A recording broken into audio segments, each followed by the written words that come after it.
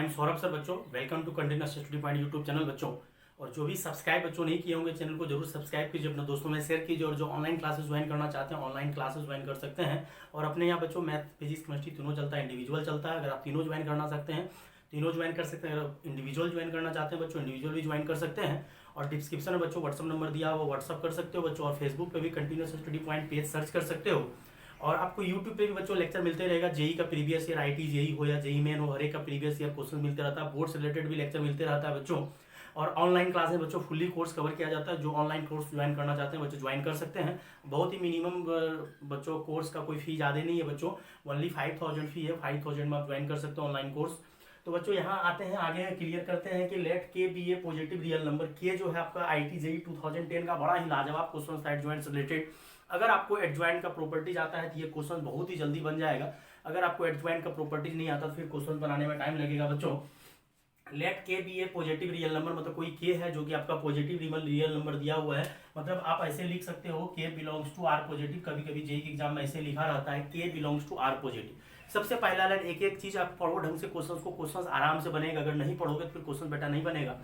तो के बी ए positive real number, मतलब के आपका पॉजिटिव है, मतलब जीरो से ग्रेटर है, मतलब जीरो भी नहीं है क्योंकि पॉजिटिव में जीरो नहीं आता। Zero is neither positive nor negative, तो रियल पॉजिटिव है। देन लेट, फिर बोला है let A is equal to, A कोई मैट्रिक्स आपको दिया हुआ है और बी भी कोई मैट्रिक्स दिया हुआ और ए दिया हुआ है जो 2k - 1 2 रूट के 1 - 2k ये दिया हुआ है। और आपका बी दिया हुआ है। If adjoint A plus adjoint B पे वर्टिकल बार दिया हुआ है तो आप बच्चों इसको मॉडुलस कभी नहीं पढ़ोगे। ये डिटर्मिनेंट और मैट्रिक्स है बच्चों, और कैपिटल लेटर से बच्चों मैट्रिक्स को डिनोट किया जाता है। और ये बच्चों मोड दिया हुआ नहीं है, ये वर्टिकल बार को हम लोग यहाँ पे क्या पढ़ेंगे, वर्टिकल बार का मतलब बच्चों हो जाता है डिटर्मिनेंट। और उसी को आप लोग को कभी कभी ऐसे भी एग्जाम में लिख के देता है, ऐसा नहीं है लिख के नहीं देता है, आपको इस तरीके से भी लिख के देता है। Determinant of adjoint A plus determinant DET लिख देता है बच्चों। Determinant of adjoint B is equal to 10⁶। तो आपको बच्चों ये दिया हुआ है, ध्यान से देखना क्वेश्चन में कोई खास दम नहीं है।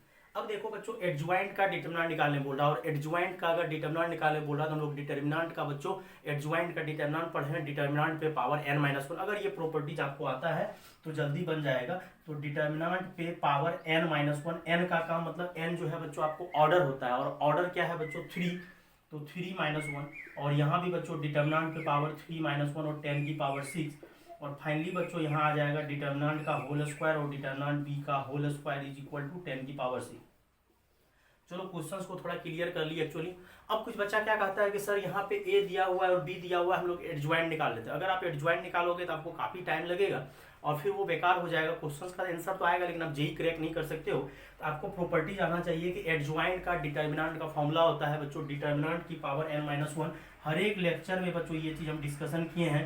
डिटर्मिनेंट पे पावर बच्चों n-1, और n आपका क्या है ऑर्डर है। और इस टाइप का क्वेश्चन काफी बच्चों यूट्यूब लेक्चर प्लेलिस्ट में बच्चों दिए हुए हैं। मैट्रिक्स का प्लेलिस्ट पे, डिटर्मिनेंट का प्लेलिस्ट पे आप सर्च कर सकते हो, जरूर मिल जाएगा। और यहाँ बच्चों डिटर्मिनेंट का होल स्क्वायर डिटर्मिनेंट बी का होल स्क्वायर, मतलब मुद्दा ये है कि आपको डिटर्मिनेंट ए चाहिए और डिटर्मिनेंट बी चाहिए। तो हम लोग बच्चों सबसे पहले डिटर्मिनेंट ए निकालते हैं। चलते हैं ए मैट्रिक्स, और मैट्रिक्स स्क्वायर ऑर्डर होना चाहिए और उसी में हम लोग डिटर्मिनेंट ले लेंगे। और बच्चों यहाँ से जब डिटर्मिनेंट लोगे तो डिटर्मिनेंट मैट्रिक्स हटेगा और डिटर्मिनेंट आएगा। और इसको छापते चलते हैं बच्चों, जो भी आपका एलिमेंट दिया हुआ है 2k - 1 2 रूट के -2 रूट के, और बच्चों यहाँ दिया हुआ है 2 रूट के 1 और 2k दिया हुआ है। फिर अगला दिया हुआ है 2 रूट के 1 और यहाँ बच्चों -2k दिया है और यहाँ -1 दिया है। तो मैट्रिक्स को हटा दिए बच्चों, डिटर्मिनेंट लगा दिए क्योंकि हमको डिटर्मिनेंट का जरूरत है, और वो भी डिटर्मिनेंट हमको ए का डिटर्मिनेंट हर हालत में चाहिए, तो डिटर्मिनेंट चाहिए। अब कुछ बच्चा कहेगा सर ऐसा करते हैं इसको सॉल्व कर देते हैं। बेटा कभी भी सॉल्व करने के बारे में डिटर्मिनेंट को मत सोचो। डिटर्मिनेंट में जितना ज़्यादा जीरो बने उतना ज़्यादा फायदा है। तो हम लोग को दिख रहा है कि ये दोनों भाई साहब काम बनने लायक है। मतलब R2 में अगर आप R3 को जोड़ दोगे, जैसे ही R2 में R3 को जोड़ोगे तुरंत फायदा होने दिख रहा है हमको। यहाँ पे जैसे जुड़ेगा ये दोनों जुड़ के क्या हो जाएगा 0। तो हम लोग खटाक जोड़ देते हैं बच्चों 2k - 1, और ये R1 को हम लोग कोई भी छेड़खानी नहीं करेंगे, रहने दो। और इसको जैसे जोड़ेगा तो ये 2 रूट के और -√k जुड़ के 0 हो जाएगा। और यहाँ बच्चों 1 + 2k हो जाएगा। और यहाँ जब जोड़ोगे बच्चों तो क्या हो जाएगा -1 - 2k, क्योंकि ये जुड़ेगा दोनों जगह माइनस है, ऐड कर रहे हैं R2 में R3, तो वही का जुड़ जाएगा, लेकिन माइनस है तो माइनस रहेगा। और ये बच्चों 2k हो जाएगा और यहाँ -1।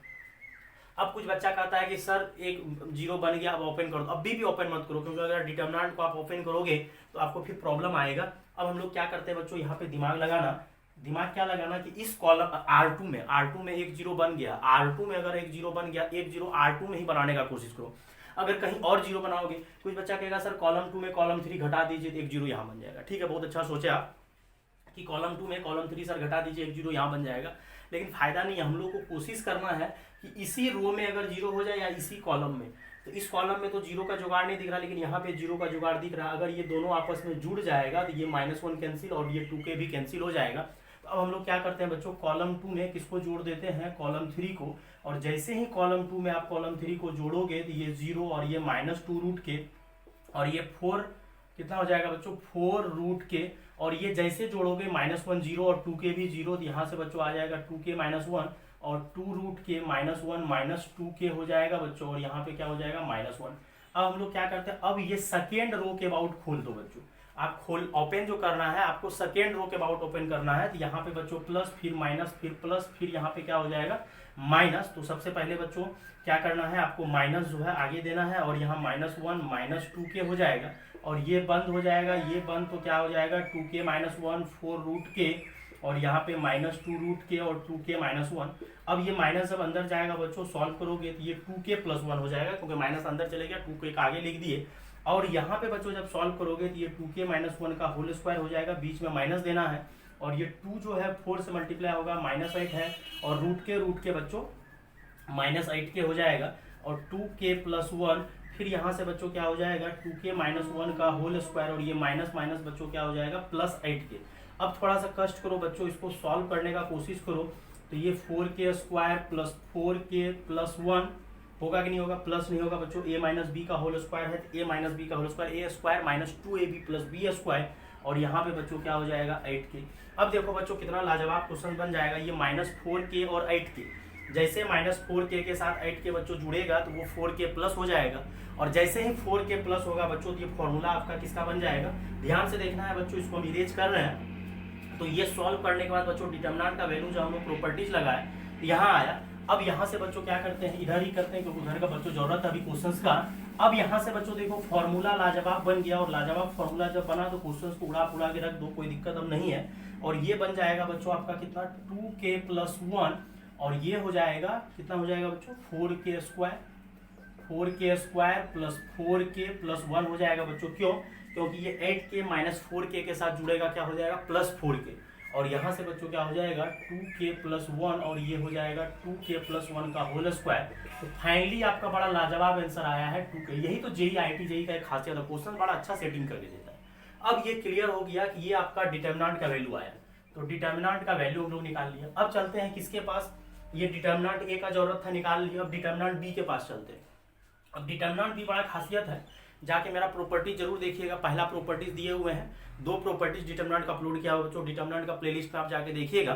तो पहला प्रॉपर्टीज में तो वो एनसीईआरटी का जो भी प्रॉपर्टीज डिस्कशन किया उसको भी देखना हो देख लीजिए, लेकिन सेकंड प्रॉपर्टी जब दूसरा प्रॉपर्टीज का लेक्चर डिस्कशन किए हैं तो बच्चों उसमें किए हैं जेई के पर्पज से जो प्रॉपर्टीज होता है वो डिस्कशन किए हैं, और उसमें सीधा क्लियर कट बता दिए हैं कि odd order skew symmetric determinant का वैल्यू 0 होता है, और देखना अभी उसका जरूरत पड़ रहा है। अगर हम डिटरमिनेंट बी का बात करेंगे तो डिटरमिनेंट बी का डायगोनल देखो 0 है, और स्क्यू सिमेट्रिक का डायगोनल 0 होता ही होता है, कोई दिक्कत वाली बात नहीं है। 2k - 1 √k, फिर यहाँ पे 0 है बच्चों, यहाँ 2√k है, यहाँ 0, और यहाँ 1 - 2k है, यहाँ -√k है, और यहाँ -2√k है। अब देखो बच्चों, कुछ बच्चा को लगता है सर वो प्रॉपर्टी सब पढ़ने से कोई फायदा नहीं होता। बेटा प्रॉपर्टीज पढ़ने से आपका बढ़िया से बढ़िया क्वेश्चन तुरंत बन जाता है। और यहाँ पे देखो डायगोनल में आपका 0 है, और डायगोनल में 0 है, यहाँ 2k - 1 है, यहाँ 1 - 2k है, ध्यान से देखना, और यहाँ √k है, यहाँ -√k है, यहाँ 2√k, मतलब ये ओड ऑर्डर है। ओड ऑर्डर इसलिए बच्चों odd order skew symmetric determinant है, क्योंकि इसका ऑर्डर कितना है 3/3। अगर ये odd order skew symmetric determinant, आपको प्रॉपर्टी सेकंड प्रॉपर्टीज आपका डिटरमिनेंट के प्लेलिस्ट में जाकर देखना पड़ेगा, और जो अपना क्लास ऑनलाइन बच्चों ज्वाइन करता है जरूर देखा होगा। तो ओड ऑर्डर स्क्यू सिमेट्रिक का डिटरमिनेंट ऑलवेज 0 होता है। एनसीईआरटी वाली क्वेश्चन ऑनलाइन क्लास में हम प्रूव कर चुके हैं, तो सीधा बोल दूं कि डिटरमिनेंट बी का वैल्यू 0 होगा। कुछ बच्चा इसको सॉल्व करता है, बेटा बैठ के सॉल्व करते रहो, आंसर तो 0 ही आना है, लेकिन हम लोग हटा के लिख दिए। यही जेई का क्वेश्चन का खासियत होता है कि क्वेश्चन आपको कितना टेक्निकली दिया। मतलब सबसे पहले एडजॉइंट का डिटरमिनेंट बोला, और एडजॉइंट का डिटरमिनेंट का मतलब डिटरमिनेंट पावर n - 1, और n का मतलब ऑर्डर n आपका 3 था, तो 3 - 1 मतलब डिटर्मिनेंट का होल स्क्वायर। और डिटर्मिनेंट ए का वैल्यू निकाले, ऐसा नहीं है कि सॉल्व के प्रॉपर्टीज लगा के निकाले, और डिटर्मिनेंट बी का वैल्यू निकालने का जरूरत नहीं था, क्योंकि ओड और स्क्यू सिमेट्रिक डिटर्मिनेंट आप प्रॉपर्टीज आगे देख लो, उसका वैल्यू 0 होगा। अब चलते हैं बच्चों, अब ये जो डिटर्मिनेंट का होल स्क्वायर था, तो डिटर्मिनेंट का होल स्क्वायर बच्चों क्या हो जाएगा, आया क्या है डिटर्मिनेंट का 2k + 1 का होल क्यूब, और ये टोटल का होल स्क्वायर, और ये तो 0 ही हो गया, ये मर गया, और ये 0 जब ही है तो 0 का स्क्वायर 0 डिटर्मिनेंट का। अब इसी को बच्चों यहाँ लेके चलते हैं, तो ये हो जाएगा 2k + 1 का पावर 6 हो जाएगा बच्चों। अब यहाँ भी हो जाएगा 10 की पावर 6। लेकिन अब लफड़ा क्या है कि जब इवन पावर है बच्चों, ओड पावर आता तब टेंशन नहीं था, लेकिन आपका कौन सा पावर दिया है बच्चों, इवन पावर। और जब आप इवन पावर हटाओगे, तो इवन पावर हटाने के बाद प्लस और माइनस, कोई बच्चा क्या करता है सीधा 6 पावर हटा देता है। तो एक फायदा है, जेई की एग्जाम में टेंशन नहीं है, जेई की एग्जाम में एक्चुअली पॉजिटिव बोला है तो आपका आंसर बड़ा लाजवाब आ जाता है। तो कुछ बच्चा बोलता है सर आप दिमाग झूठ का खराब कर रहे हैं, सीधा क्या कीजिए 10 लिख दीजिए, क्योंकि पावर 6 खत्म। नहीं, जब भी इवन पावर हटता है आपको सीखना जरूरी है, क्योंकि आगे चल के क्वेश्चन से अगर कुछ और पूछ दिया आप बेवकूफ बन जाओगे। अगर पावर इवन है तो पावर इवन है, अगर इवन पावर हटेगा तो आगे प्लस माइनस लगेगा, जैसे आपका स्क्वायर हटता है तो प्लस माइनस लगता है, तो वही बात यहाँ इवन पावर है, प्लस माइनस दोनों हटे लगेगा। लेकिन हम लोग क्या करते हैं, एक बार प्लस लेते हैं और एक बार क्या करते हैं माइनस लेते हैं। तो यहाँ से बच्चों के का वैल्यू ये 10 में से 1 गया 9, 9 बटे कितना हो जाएगा 2, मतलब 4.5।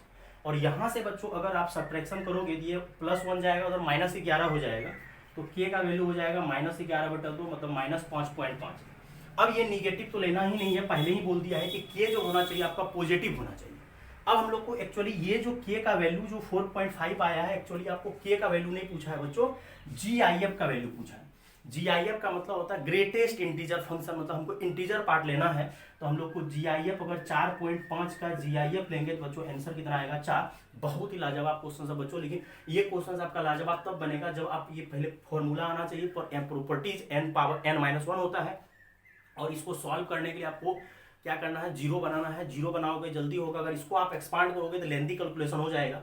और फिर इसको बच्चों डिटर्मिनेंट को बी को तो सॉल्व करना ही नहीं था, एक्चुअली डिटर्मिनेंट भी आपका स्क्यू सिमेट्रिक है, उसका वैल्यू 0 होगा, और यहाँ से सॉल्व कर दिए, निगेटिव ले नहीं सकते पॉजिटिव। और GIF बोला है, इंटीजर टाइप क्वेश्चन आया हुआ था 2010 में बच्चों IIT-JEE का, तो के का वैल्यू 4 आएगा बच्चों। ये बहुत ही लाजवाब डिस्कशन बच्चों कर दी। आप जरूर सब्सक्राइब कीजिए, जो सब्सक्राइब नहीं कीजिए, और शेयर कीजिए बच्चों, लाइक कमेंट जरूर कीजिए कैसा लगा लेक्चर, और जो ऑनलाइन क्लासेस बच्चों ज्वाइन करना चाहते हैं ज्वाइन कीजिए। थैंक यू बच्चों।